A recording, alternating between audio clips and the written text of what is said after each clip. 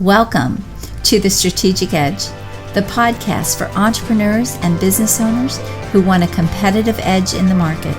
They want to be seen as the expert in their industry, and they're looking for cutting edge and innovative strategies that work across industries to help them scale their business like a boss.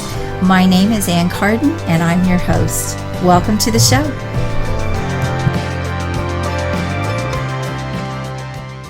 Hey everyone, it's Carden here, and I want to welcome you back to another episode of The Strategic Edge. I am excited to be back with you again today, and I'm really excited about my guest, Lesha Dodson. And she is really new to business, but she has all of this brilliance and expertise from her past.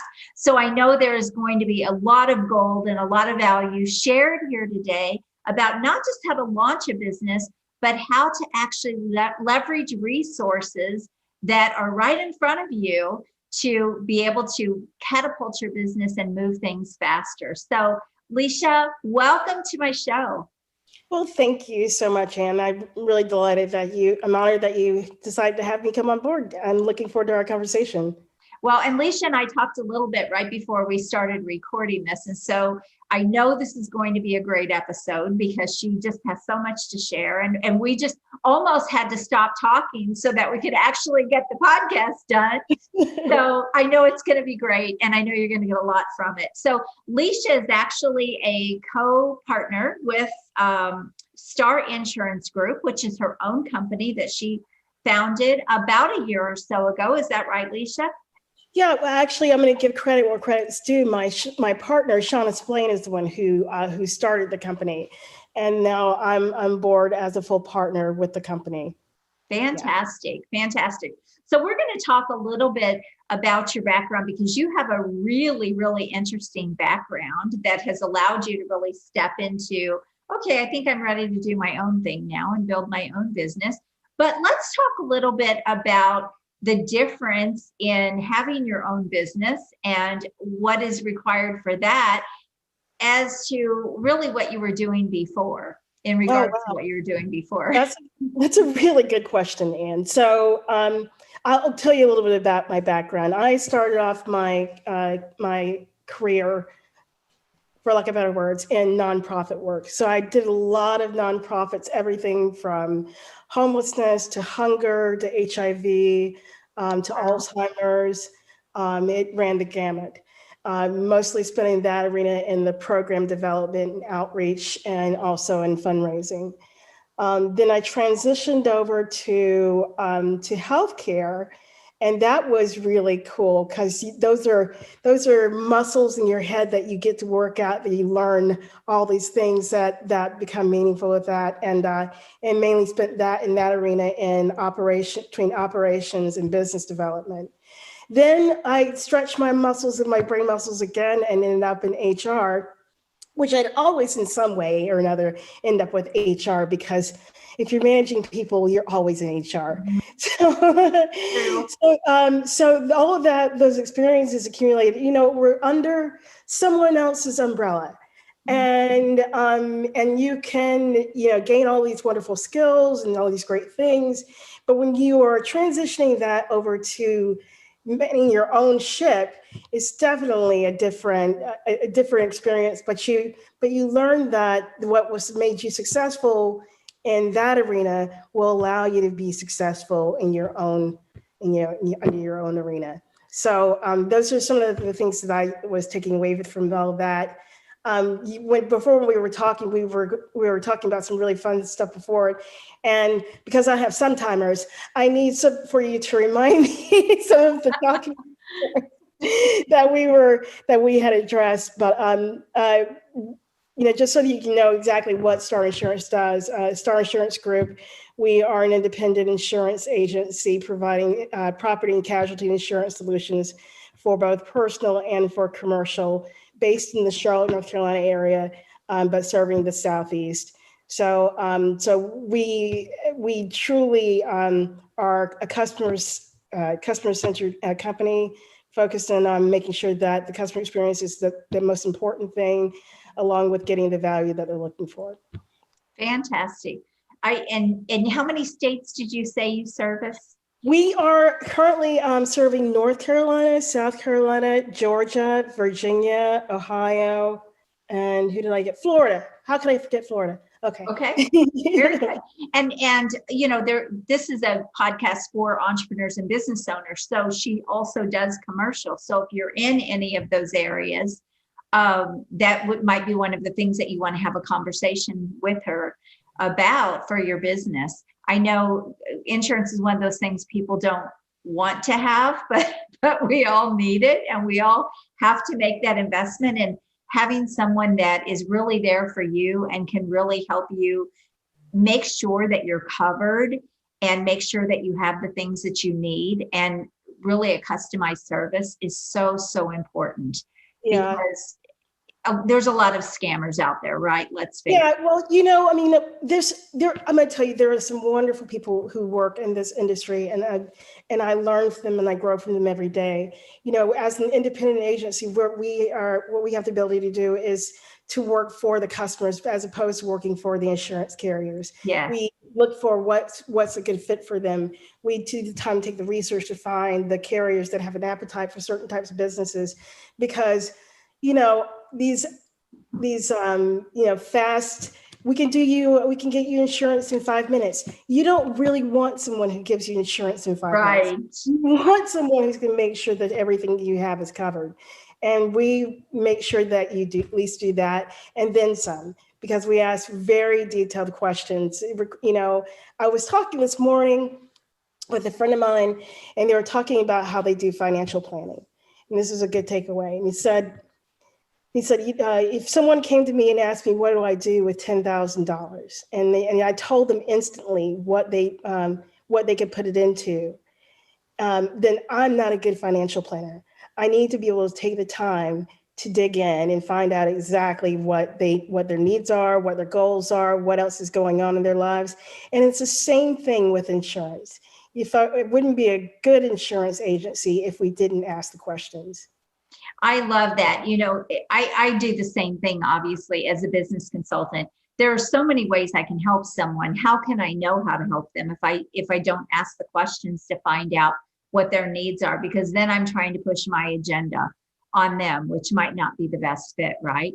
And right. Yeah, so it's that customer experience, that really taking that time, that customer care is so, so valuable. I love that. I love that you're sharing that advice, because one of the best things that you can do is to take that time to build the solution that's going to be right for that person, and it will create a customer for life if you do that.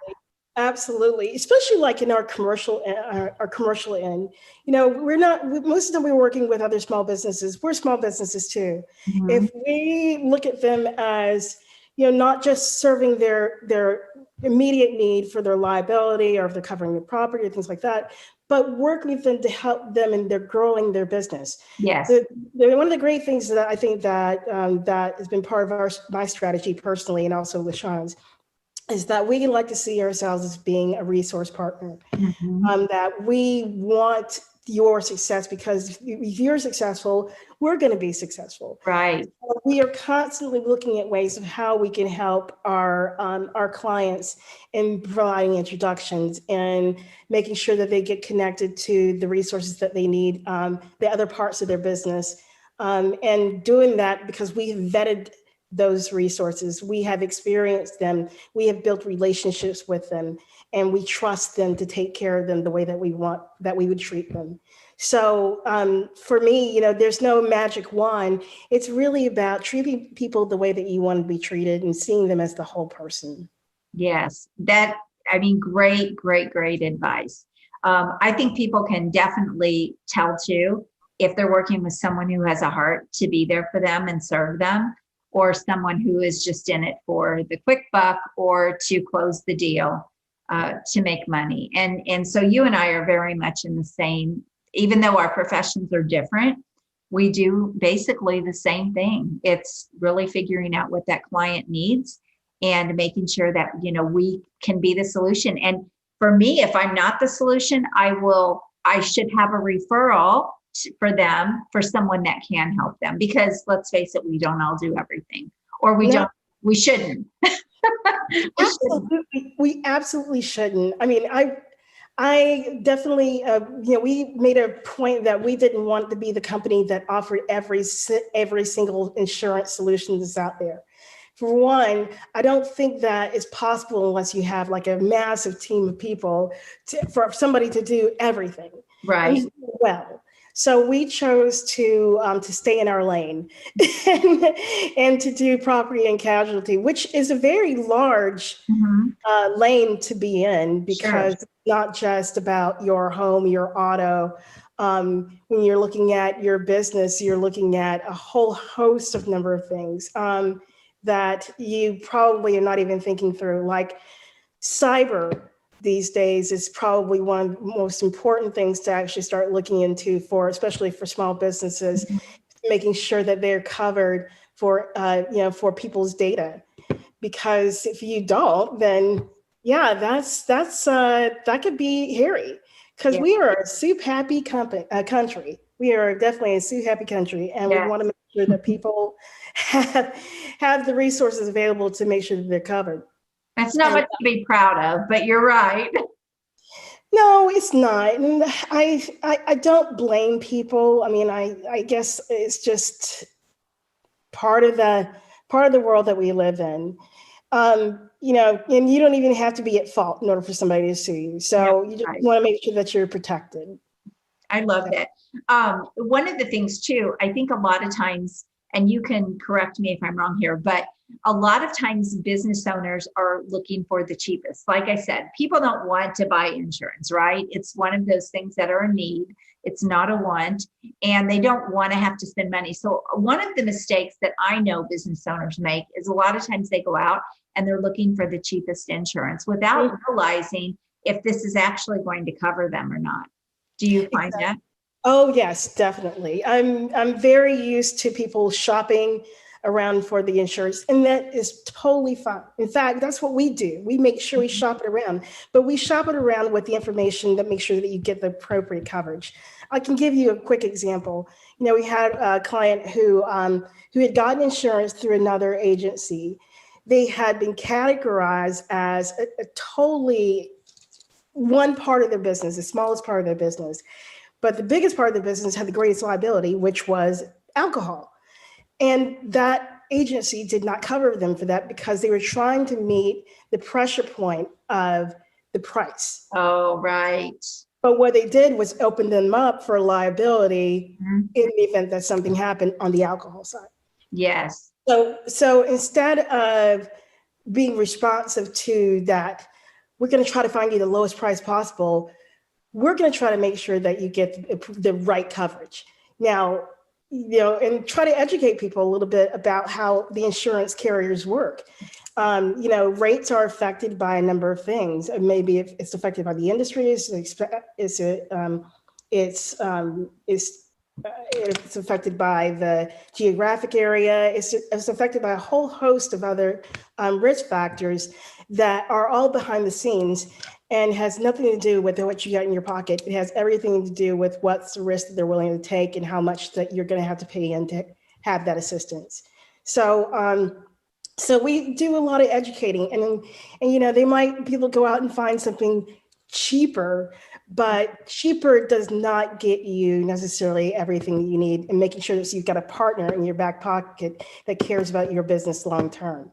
Yes. And without the agenda, we are a business. Mhm. And part of the way that we make our income, of course, is by binding the policies and getting renewals. But if we are always making sure that when we're reviewing these renewals, that they are what they need. If changes come up in their business, it's not just going to be like, when this happens in a lot of the personal stuff, people will go forever without actually checking to see if they're paying the right amount. Right. Like I had a woman who had been with the same agency for like 3 years, and did a review of her stuff, and is like, you're paying about $2,000 more than the other carriers that we were able to find, right? And she's like, really? And I said, yeah. And I said, when's the last time you talked to your agent? And she said, oh, I haven't talked to them since 3 years. And I'm like, wait, you mean they're not doing an annual like check-in, see if anything changed with you, if you had any with the household, if you had anything else going on? Mm-hmm. This is insurance is a people business. It always will be. And just like what you do and what I've done in the past, it's all about making sure that you take the time to get to know the person and not just be so quick to check the box and keep the money rolling in. And that's such a great point. And that is good information for all of the people in business out there listening, because one of the things and I have a lot of friends who are in the insurance business as well. And one of the things that I have seen through the years is that as I'm helping my clients' businesses grow, their insurance needs are going to change. And so if that insurance agent is not checking in on them, or they're just keeping that insurance because it is the cheapest thing, a lot of times what we discover when I'm working with my small business owners is that their insurance is not adequate based on where their business is right now.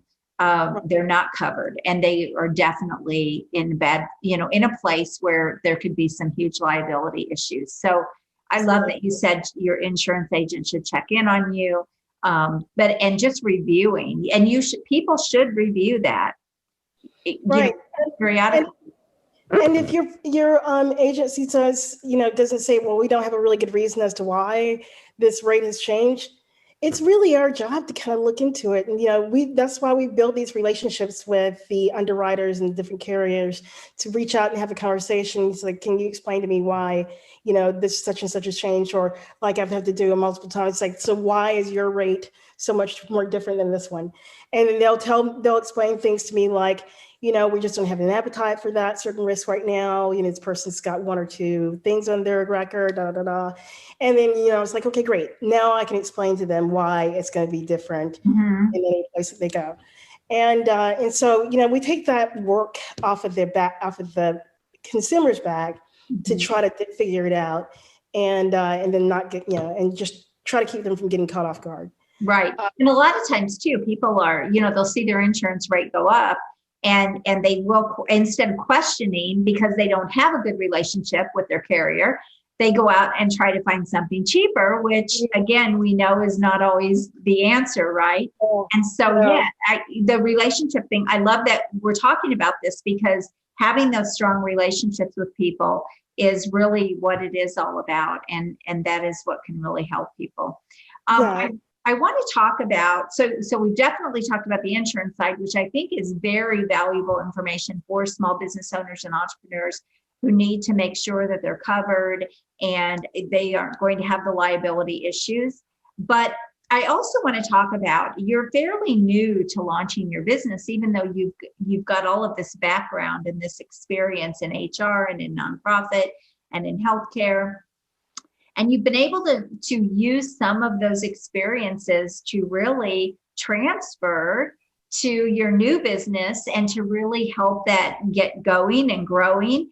And I'd like to talk a little bit about that, because I think especially in the current situation that we're in with the pandemic, there will be a lot of people who will be looking to start their own business. A lot of people have lost their jobs. So I think that we're going to see definitely a lot of startup growth with businesses, but many of them don't really know how to leverage all of their past experience or what is right in front of them, relationships, their resources, the resources that they have at their fingertips. Many people don't know how to leverage that. So can you talk a little bit about that? Yeah, I think it brings you back to two things.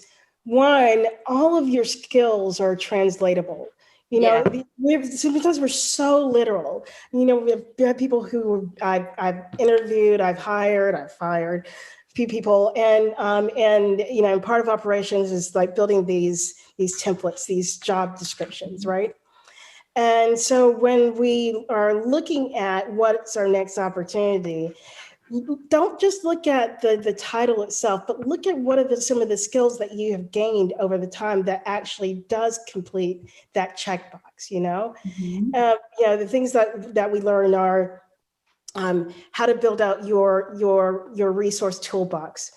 For me, making relationships and continuing relationships makes us much more valuable partners in the end. Yes. So I've been able to use that and not having to reintroduce myself over and over again. It's because people know me and they can introduce me to someone who that they think that I need to know. But it also helps you not be so scared about making new ones with the people that you need to make inroads. And then, core values, honestly, for me, it was really important when Sean and I decided to become partners, that I could be in a place where that shared my core values. And we're not talking about, of course, politics or religion or anything like that, but just what's essentially good, a good core ethics for a company, and what we wanted to see and what we want to be remembered by. Yes. And so there are always the things that are very simple, that we want to make sure people know that we're honest, and we want to make sure people know that we're reliable. We want to make sure people know that we are highly ethical and that we like to sleep at night. Right. Sleeping to me is very important. And that we can take those things, and that those are the things that allow us to be able to, when we have to pivot and we're not making our numbers, we're always, doing a little evaluation to see how is this strategy working? How much longer should we put into this, and where should we be driving our interest into, and really narrowing things down. Starting this business with Shauna, honestly, has shown me that I have the ability to do it, and that all the things that allowed me to be successful in helping other businesses grow and develop are going to be the same things that allow me to be able to make sure that our company does the same. It's just that I won't have the other teammates around me to do it, but right. Right. in time it will come. Eventually I'll get a VA, a virtual assistant, which is what I'm dying for right now. But right. I think, I have a lot of people on here that just have years and years of experience, and they're able to share that value. But I think it's also important for people to hear how you do launch. I think especially in the marketplace today with the current situation that we're all experiencing, I think it's important for people to realize that those skills transfer. You can take that expertise, that knowledge, all of that brilliance, all of that experience, and you can move it into something different. We had a little bit of this discussion right before we started recording this. And I said that was really how I got into business coaching and consulting. I built a lot of businesses. So it was actually an easy transition. It was very easy to launch my business because I already had relationships with other business owners and entrepreneurs, because I had been using networking and speaking and different ways to build my businesses. So it was very easy to really get things up and rolling. And you have done the same thing. You've leveraged those past relationships and even those skills and been able to apply it. So one of the things that I think that newer business owners can get sucked into doing, and this might be a very fresh expression saying it, but navel gazing. It's one thing to look at other businesses that are doing similar to what you're doing as a model, but you should not be evaluating yourself on their successes. You need to be able to determine what your success is. And that way you're not going to be, most small businesses tend to shut down within 2 to 3 years. Yes. Yeah. They're not, success rate or the failure rate. Right. When they're not meeting the marks. And I find that's because they haven't set their own metrics and they're looking at everyone else's metrics. Yes. It's a good point. Right. You need to find what that success looks like for you and be able to know how to pivot when your tactics aren't creating the outcomes that you want at that time. Yeah. And you need to be able to have people in your life that you can trust. and talk to, people like you who's done this 1,000 times and work who are with lots of people, right? right, and who are going to tell you straight, when you think that here are the things that you think that you may be missing, or here are the things that I see or that I can see that's happening. Having worked in operations, I totally understand how it's required that you have a strategic process and system in order to be able to make business flow. And without that, you're basically just treading Flying water, by the seat of your pants. flying by the seat of your pants and That's what treading I water. say. Yeah, too many people in business do that. Right. You bring up a really, really good point. And, I always say there's no reason. I mean, there are some outside circumstances that cause businesses to fail. Sure. But most of them, 97%, I would say, fail. If they fail, it's really due to their own failure. Because we have more resources and tools and professionals like myself available today to help people in business be successful that I almost don't see how people can't be.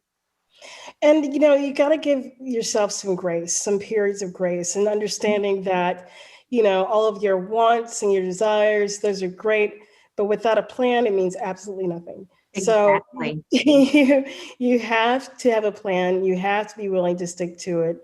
I've been working on this myself. It's like, parts of working in sales is that you do tend to work by the seat of your pants. But if you don't like carve out time to make sure that you are taking a breath and evaluating and documenting and all that good stuff, then you're just really running yourself like a hamster on a wheel and not really making any real progress. And you're not pulling the right levers most of the time. There are only a few things that make a business go. I mean, truthfully, of course you have to deliver a good product or a good service, right? But outside of that, there are only a few things that make businesses succeed or fail.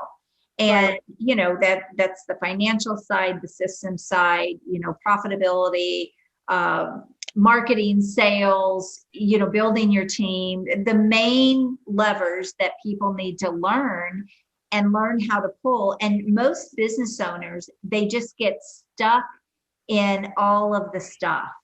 And they're not focused on anything at all that is moving their business forward or keeping their business growing or making an impact in their business. They're just putting out fires. And that's because I work with small business owners. That is a lot of what I see. Yeah. And sometimes it's really hard to get out of your own way. Like, that's your number one. You're your greatest competition, right? Yeah, you are. So, my background in nonprofits was in program development. One of the greatest lessons that I learned out of that is that it's not about you. It is about creating the system that allows the resources to be there to help with other individuals.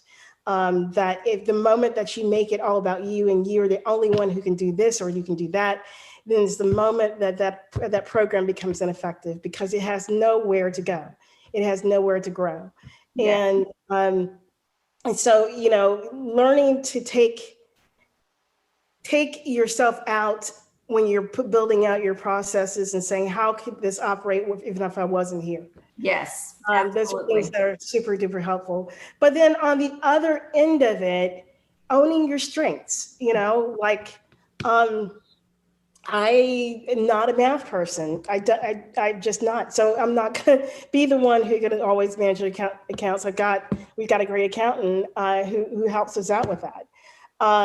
But I am really good at resource building. I am very good at networking, very good at marketing and all those things. And so using those strengths, our superpowers, as I like to say it with Sean all the time, will help people kind of figure out what the lane that's in within their company, especially since we're working as partners. If you're out there as your solopreneur, you even have to know what your core strengths are and celebrate those. And then recognize when you need to be able to bring somebody else in, even if it's temporary or virtual or any other way, so that those pieces don't fall through because they're all equally important. That's why I love making relationships with like with fractional CFOs or COOs and people like that, because they get it. They get that whole piece of, not everybody can do what they do. Yes. It's the same reason why we love working with financial planners and all the other ones that are out there, because they own a certain skill set that I really need to stay out of. Now, you bring up a point, though, that I want to talk about for just a minute, because one of the things that I am always telling business owners is, look, you don't have to be an expert, but you need to have the foundation. You need to understand the foundation. For example, I help people with their marketing it's a piece. Their marketing is a piece. But if you don't know how to best market your business, like if you don't understand the fundamentals of marketing, you will be taken advantage of. You will burn up money. You've got to understand the fundamentals. And the reason I'm passionate about this is because I made all those mistakes in business. I burned up hundreds of thousands of dollars trying to market my business. And I hired marketers and I hired agencies who didn't know anything more than me. And finally I said, I think I probably need to learn about this. And, and that really opened up my mindset to, I don't have to be an expert in sales, but I need to know how to close sales. I don't have to be, I have to know what makes a good sales process. I have to know what makes good marketing. I have to know what makes a good financial, what makes my finances strong in my business and what impacts my cash flow and my profitability. I need to know those fundamental pieces. Do I need to know how to keep books and pay taxes and all of that? No, I'm going to hire someone to do that, right? I don't want to go to jail. So, but I think a lot of business owners don't think this way. They want to push it off to someone else. It kind of goes back to even what we talked about with the insurance. Well, I'm going to trust that this person's going to make sure that I have the coverage I need, but I'm going to tell them I want the cheapest price, right? And we know that business just doesn't work that way. You have to have that foundation in your business of knowledge and skills. Yeah. And, we can't expect for the consumer to just know this stuff. That's why it's so important that we see ourselves in business as an educator. Mm-hmm. That's why you need to know your business. Yes. And, you can't know everything, because I don't think anybody who's been in insurance for 25 years knows everything, because it's always changing. But you need to be able to take the time to listen, to know more about who they are. Yes. What they need, so that you can do the back end work to give them what they're looking for. Yes. And manage expectations. Because certain things are always going to be out of your control. When nobody could have predicted that we would have had this terrible pandemic. Absolutely. Seeing the long-term effect of like industries like the airplane industry, laying out thousands and thousands of people for the first time in forever, how that will translate to affect our whole economy. Those are the things that are out of our control. Mm-hmm. Right. Things we can control is how do we adjust in order to maintain the quality of work that we keep putting ourselves out there for. Right. And for me, those are the fundamentals, maintaining that quality and being a good communicator and sleeping at night. And even fundamentals in making sure your business is secure and sustainable. Absolutely. A lot of people, we talked about, business owners flying by the seat of their pants or going for the cheapest, or, all of those things don't build sustainability into a business. Now, yes, there might be outside circumstances, but I would, most businesses where they really understand business and they were prepared for something, to happen. Like, I know one of the things I help a lot of my clients do is, start a savings account and start, funds that will help their business should they, hit a low spot, or should something happen that's out of their control. And enough people, to me, those are fundamental things that people should have in place in their business. But again, many people don't do it. And so I think a lot of the businesses that will fail wouldn't have to if this was the situation, just like a lot of the insurance problems that people have wouldn't have to be if they worked with a professional, let someone educate them, let someone really help them. And to really find that person that can do that for them. So I think that's such an important point. Like building an amount of reserves is so important to making sure that you can sustain your business. When I was working in nonprofits, that was one of the things. Like if your nonprofits did not have a certain amount of like multiple years of reserves, because nonprofits live and die by the charitable donations of individuals and of grants and other resources. And without those built up reserves, it, like the times when I was working in nonprofits, we had a recession, and that recession devastated the corporate giving, the individual giving, and yes, so on. And so you've got to think that way. That there's not going to be everybody's clamoring for a stimulus, but a stimulus is just this temporary stopgap. the Band-Aid. It's a total Band-Aid Yeah. to a long-term issue. Yes. And the issue is that if you want you got to see what you need in order to be able to have a business that's going to sustain the hard times and thrive in the good times. Right. Absolutely. Well, we could probably talk all day, Lesha. It's fun. I know. This has been so great. I know. I told you, I've absolutely loved doing this podcast because I get to meet such great people, and I love the organic flow of things because we do get into such great conversation and things come out that we didn't even expect to come out, or we didn't plan for anything, right?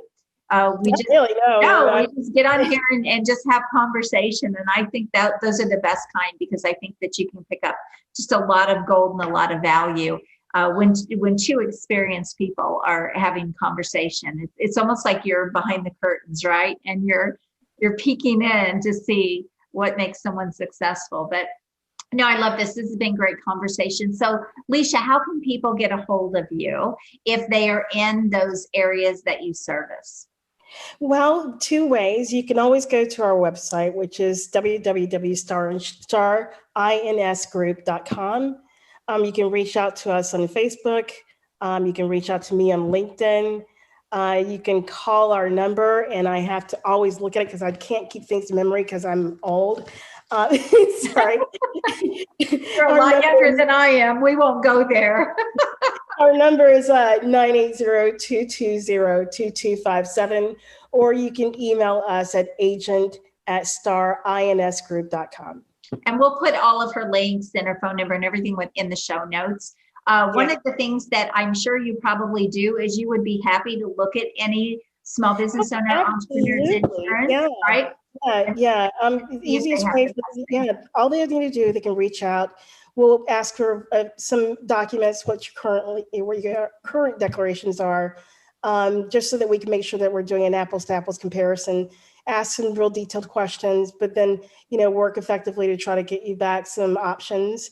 Mm-hmm. And you have no obligation to go with any of those options. But if you want an agency that's going to be there for you, that's going to be personable, that's going to be accessible. I always give out my cell number. My husband thinks I'm crazy, but that's okay. I do it anyway, because I know what it's like when you're under the gun and you have a question and you need someone who's going to be there. And I don't like phone prompts. So we're here for that. If you want someone who's going to be there and give you above excellent customer service, because we want that too, then that's us. Fantastic. And the other thing too that I don't think we really talked about, but she also knows a lot of people, and she has a lot of other resources. And I know for me as a business consultant and coach, I am able to bring a lot of resources to my clients as well. So if there's something they need, I know someone, right? And you're that same way, because we talked about that a little bit, and I did kind of forget to bring that up, but that's okay. That's the value of working with someone who has a lot of experience and has built a lot of relationships, and can bring that into the business that they're doing, and can make a big impact with their clients. Yeah, definitely. Yeah, and I'll close that thought. When we're working with businesses, we're a small business too. So we want them to be there for the long term. Yes. So it's not just their insurance that we're looking at. We're looking at who do they need to be in front of? How can I make the introduction for them? And, we've referred to many of our clients. We have not just potential clients and customers for them, but also who are some of the other resources that they need to get connected to. Yes. And we've vetted those resources. We don't just hand them off to a random person. We only refer to people that we know, like, and trust. And fortunately, we have the blessing of being able to know, like, and trust a lot of people.